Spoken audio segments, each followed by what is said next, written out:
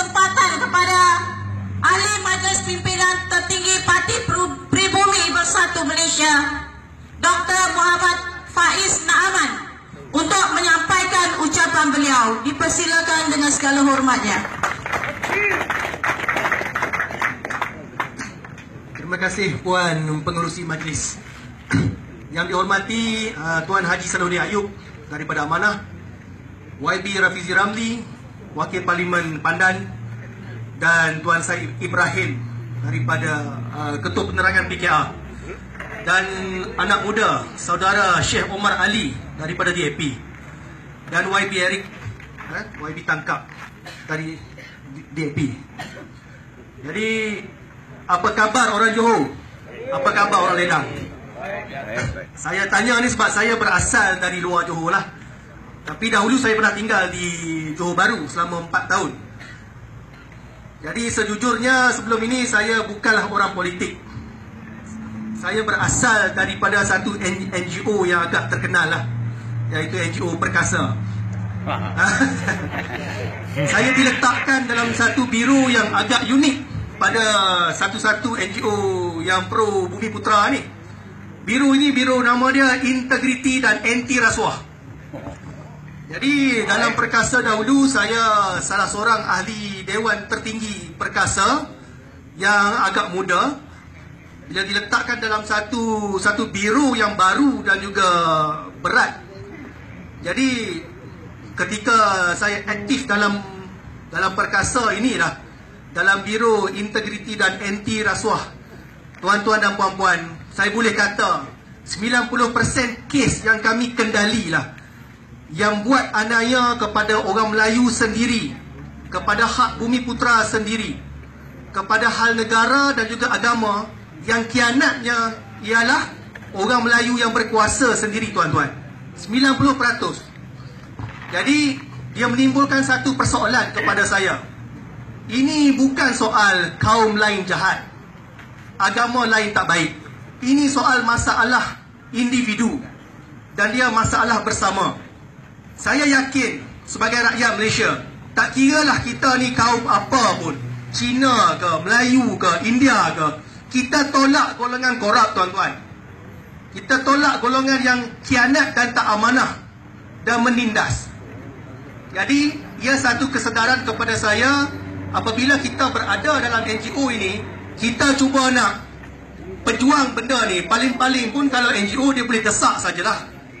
Jadi dia menyebabkan saya terfikir yang kita memerlukan satu platform. Saya sebelum itu saya tak tergamak untuk menyertai UMNO lah.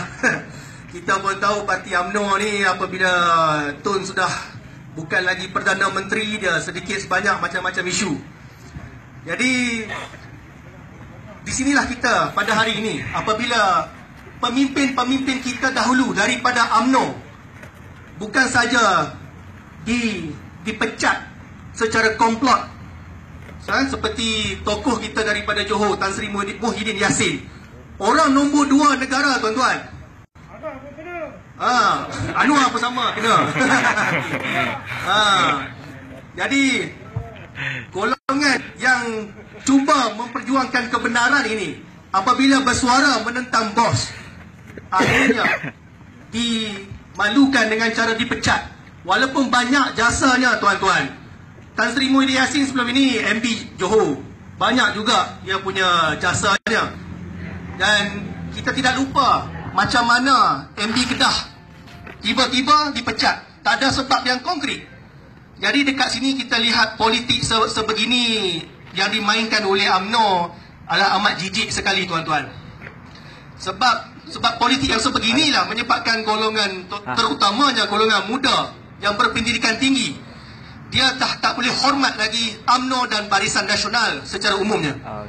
Maka di sinilah kita perlunya satu wadah baru, dan bersama rakan-rakan daripada Pakatan Harapan, bersama rakan-rakan yang telah lama ada pengalaman dalam selok-belok politik inilah, kita fikir kita sebenarnya bukan lagi pembangkang, tapi kita adalah government in waiting, iaitu kerajaan. Ya. Iaitu kita Pakatan Harapan sebenarnya ialah kerajaan yang sedang menunggu. Yang sedang menunggu untuk mengambil alih saja dengan bantuan tuan-tuan, dengan mandat tuan-tuan dan puan-puan. Boleh? Boleh. InsyaAllah. Jadi, kita lihat tajuk hari ini ceramah kita. Bina kembali negara. Bina kembali daripada apa? Bukankah kita sudah ada satu negara yang telah terbina selama ini? Tapi malangnya tuan-tuan, kita tahu, seperti mana tuan-tuan pun tahu, kita dah melihat macam-macam siri ceramah sebelum ini, di mana isu-isu yang begitu kritikal, begitu teruk, telah pun sebenarnya menghancurkan negara kita ini. Jadi bila sebutlah hancur dari segi apa tuan-tuan? Saya bagi satu contoh yang mudah puan-puan, sebagai mewakili orang muda jugalah. Kita lihat anak-anak kita yang pergi ke IPTA. Sekarang ini kita dapat satu laporan dengan pelajar-pelajar yang memasuki aliran sains semakin menurun. Sebenarnya dia satu fenomena yang bahaya pada sesebuah negara yang sewajarnya semakin maju. Apabila golongan yang dalam bidang sains dan teknologi ini semakin turun di IPTA. Kenapa?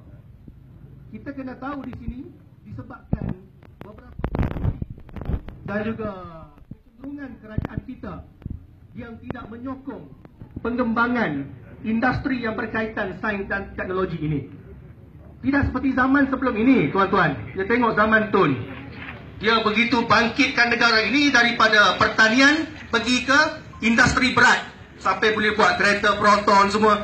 Pada waktu itu, anak-anak muda kita, kalau kita tidak lupa, mereka cukup bangga bila masuk aliran sains, bila masuk IT, biotech, jurutera.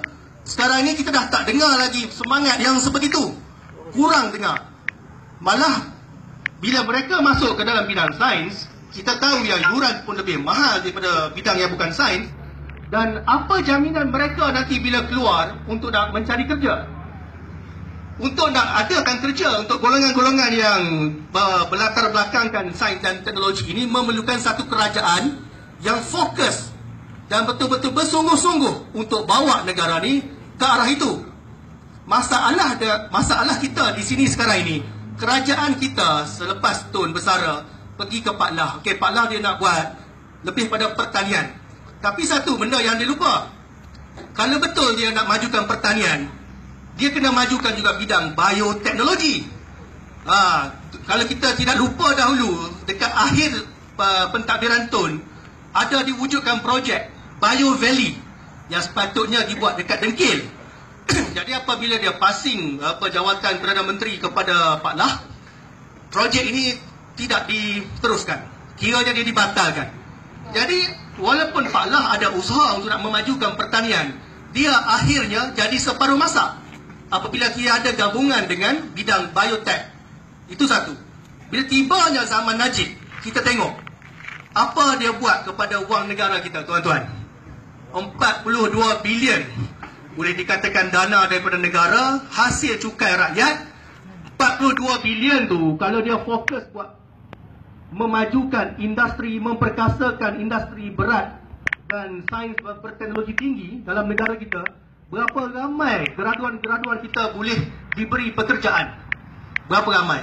Tapi duit yang diambil itu, dia buat satu pelaburan, kononnya pelaburan, satu MDB, dia buat bisnes dekat luar negara yang rakyat negara ni tak tahu pun, terutama orang-orang kampung kita tak tahu apa dia buat. Sampailah satu peringkat dia menjadi satu skandal pengubahan wang haram, satu perniagaan yang palsu yang cukup terkenal seluruh dunia.